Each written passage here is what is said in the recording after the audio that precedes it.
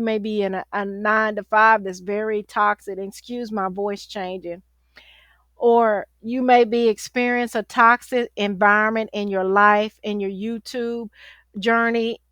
You may be discouraged, or maybe in your business you might not be reaching the people, or you're confused and lost. Listen, this video is for you, because I'm pouring everything that I know in this hour in this video. So please watch it to the end, and I pray that it reaches you, those that need it, and that you regain hope again.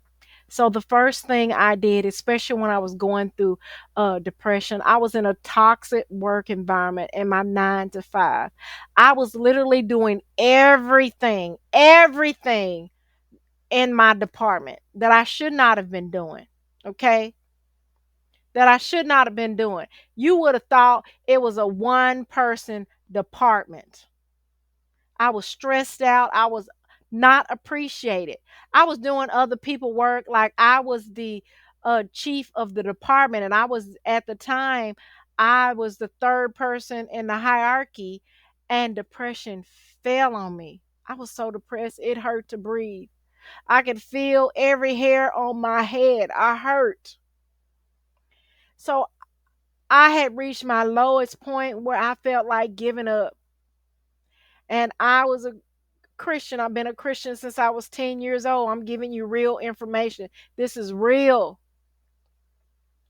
When I decided that I had to fight to get out of that feeling, I'm giving you the tools. I'm giving it to you absolutely free. I'm not flipping. I'm not dancing. I'm going to give it to you absolutely free. And forgive me, my voice is going to change because I'm sharing a real personal experience with you, and I can't help but feel the feelings. But I'm not going to edit this. I'm just going to post it. So the first thing I did was I paused, and I had to seek God's presence. Now, for me, I actually had a come to Jesus moment. Okay. I was just pouring my heart out to God, telling God, I don't understand. God, I've been faithful. I work hard. I bring results. Why are these people making up stuff on me? Why are these people stressing me out? Why can't they acknowledge how good that I work? I'm going above and beyond. Why is this happening to me? The only thing I want to do is take care of my children and be the best person that I can be. And I do that. I'm friendly. I'm respectful. Why is this happening to me?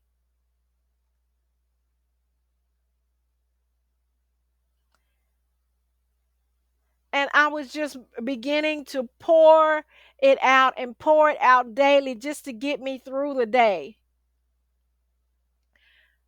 One of the things God had to bring back into my memory is what my purpose was, what my calling was, and why I went astray, and where it went, where it all started. I had to literally have a come to Jesus moment, because and in that come to Jesus moment, pouring everything out just as it was, I had an epiphany. I told you I had to decide that I was going to fight for me, because couldn't nobody do it. I had to remember my why. Why did I go astray? And how can I plan with God to get back on track? I had to reflect on my journey. My journey, how did I get to the point that I was at that particular time?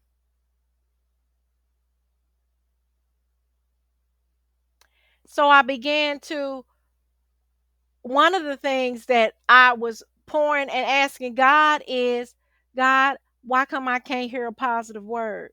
So I began posting on social media everything that I wish somebody would have said to me. I also formed a team because I felt like I knew I couldn't do it by myself, because if I could, I would have already did it. I sought a therapist, and I started connecting more with my purpose. who has God designed me to be?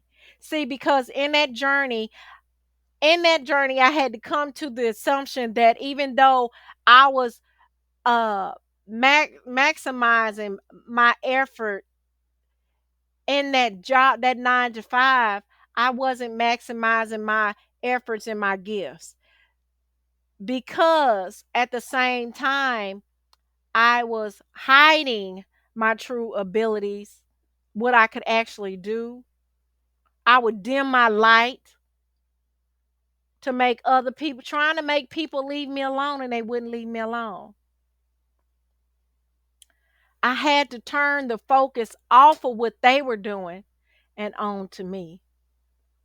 I had to start creating goals, start connecting to my God, start connecting to finding small wins to celebrate. I had to learn to love me.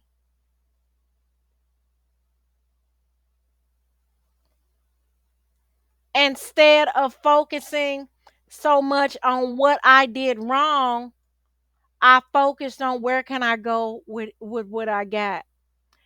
It's one of the reasons why John chapter 5 is so one of my favorite scriptures, is because the man laid in bed 32 years before he was healed.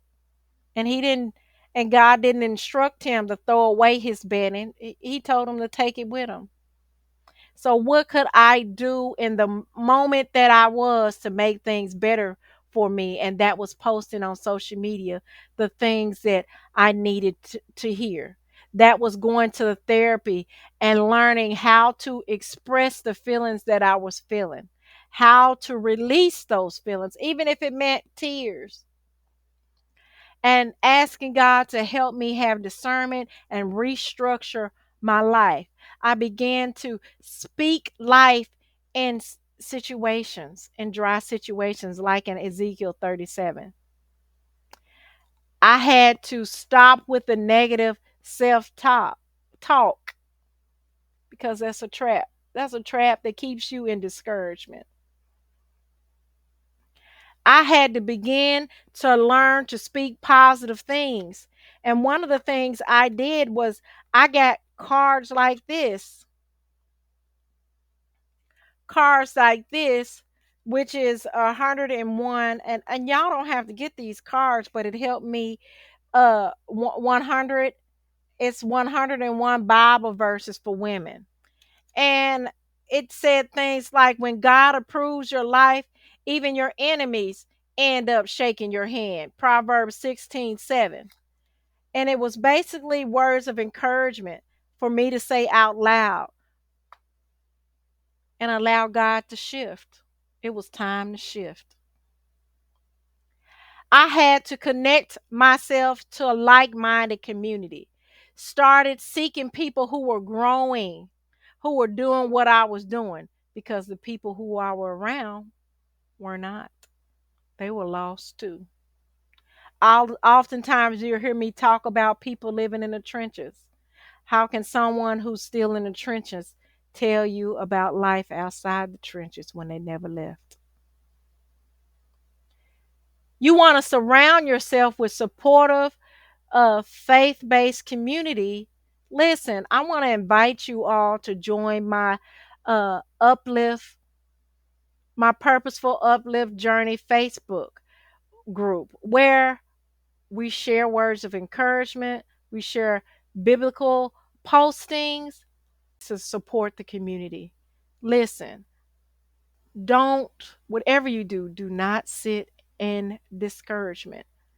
It's my wish that you be encouraged. Create a plan to get out.